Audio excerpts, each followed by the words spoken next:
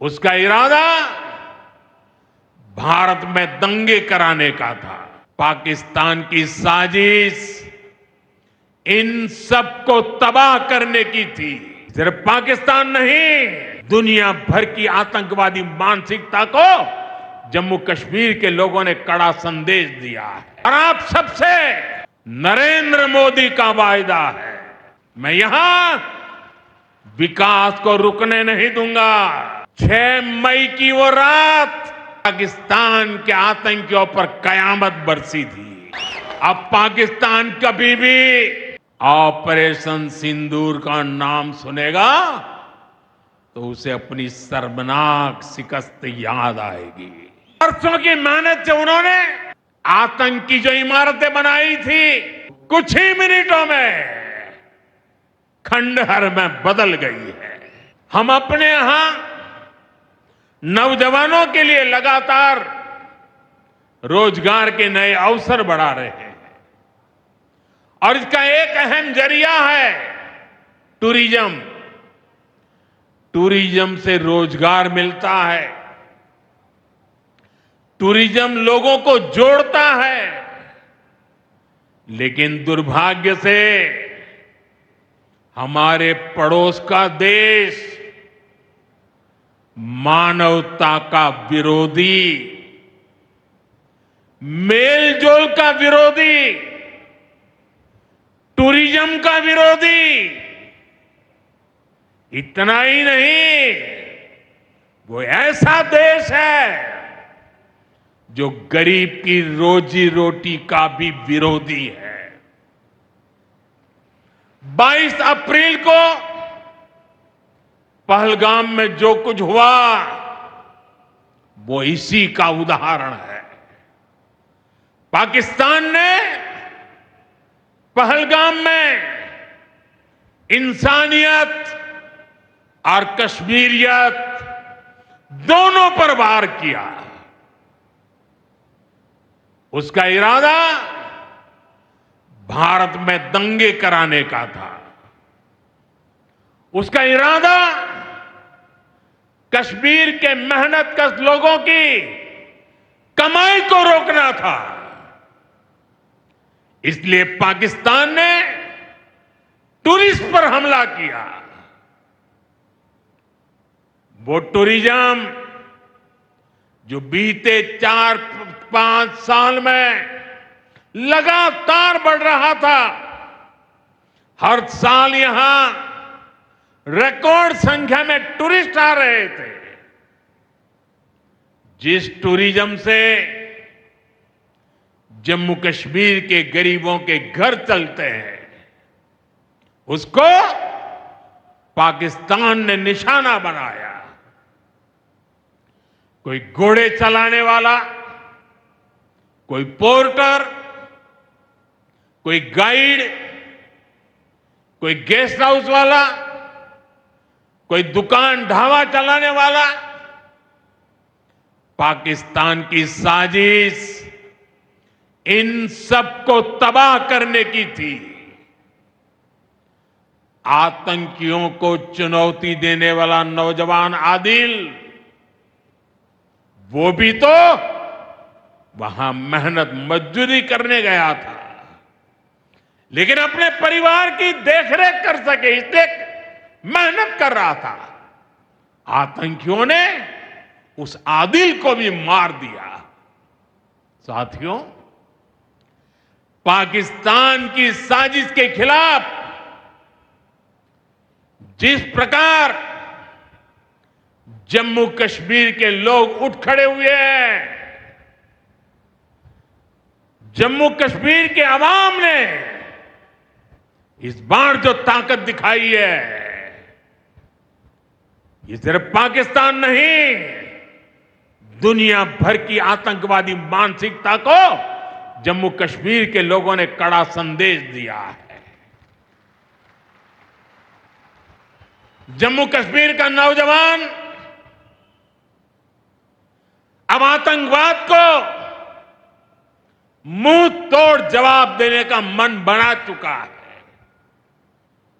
ये वो आतंकवाद है जिसने घाटी में स्कूल जलाए, और सिर्फ स्कूल यानी इमारत नहीं जलाई थी, दो दो पीढ़ी का भविष्य जला दिया था, अस्पताल तबाह किए, जिसने कई पीढ़ियों को बर्बाद किया।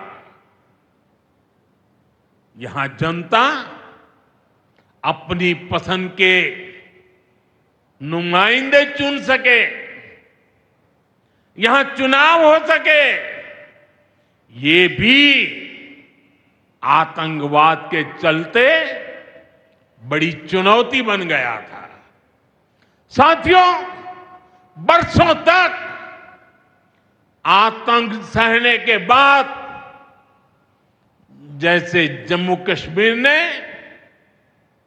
इतनी बर्बादी देखी थी कि जम्मू कश्मीर के लोगों ने सपने देखना ही छोड़ दिया था, आतंकवाद को ही अपना भाग्य मान लिया था। जम्मू कश्मीर को इस स्थिति से निकालना जरूरी था, और हमने ये करके दिखाया है। आज जम्मू कश्मीर का नौजवान नए सपने भी देख रहा है और उन्हें पूरे भी कर रहा है। अब कश्मीर का नौजवान बाजारों को, शॉपिंग मॉल्स को, सिनेमा हॉल को गुलजार देख करके खुश है। यहां के लोग जम्मू कश्मीर को फिर से फिल्मों की शूटिंग का प्रमुख केंद्र बनते देखना चाहते हैं। इस क्षेत्र को स्पोर्ट्स का हब बनते देखना चाहते हैं। यही भाव हमने अभी माता खीर भवानी के मेले में भी देखा है। जिस तरह हजारों लोग माता के दर पर पहुंचे, वो नए जम्मू कश्मीर की तस्वीर दिखाता है। अब 3 तारीख से अमरनाथ यात्रा भी शुरू होने वाली है। ईद की उमंग भी हम चारों तरफ देख रहे हैं। विकास का जो वातावरण जम्मू कश्मीर में बना था, वो पहलगाम के हमले से डिगने वाला नहीं है। जम्मू कश्मीर के आप सभी लोगों को और आप सबसे नरेंद्र मोदी का वायदा है। मैं यहां विकास को रुकने नहीं दूंगा। यहां के नौजवानों को सपने पूरा करने से कोई भी बाधा अगर रुकावट बनती है, तो उस बाधा को पहले मोदी का सामना करना पड़ेगा। साथियों, आज 6 जून है। याद कीजिए, 1 महीने पहले, ठीक 1 महीने पहले 6 मई की वो रात पाकिस्तान के आतंकियों पर कयामत बरसी थी।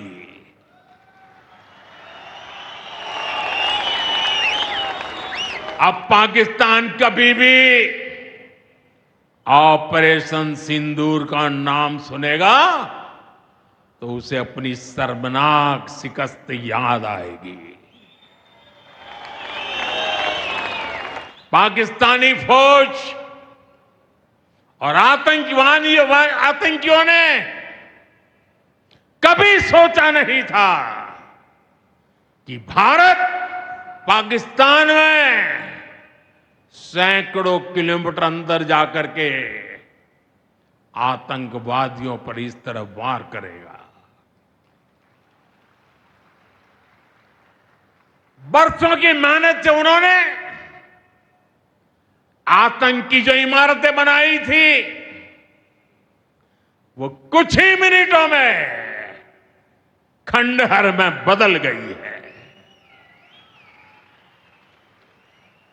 और ये देख पाकिस्तान बुरी तरह बौखला गया था और उसने अपना गुस्सा जम्मू के पूंछ के दूसरे जिलों के लोगों के पर भी निकाला।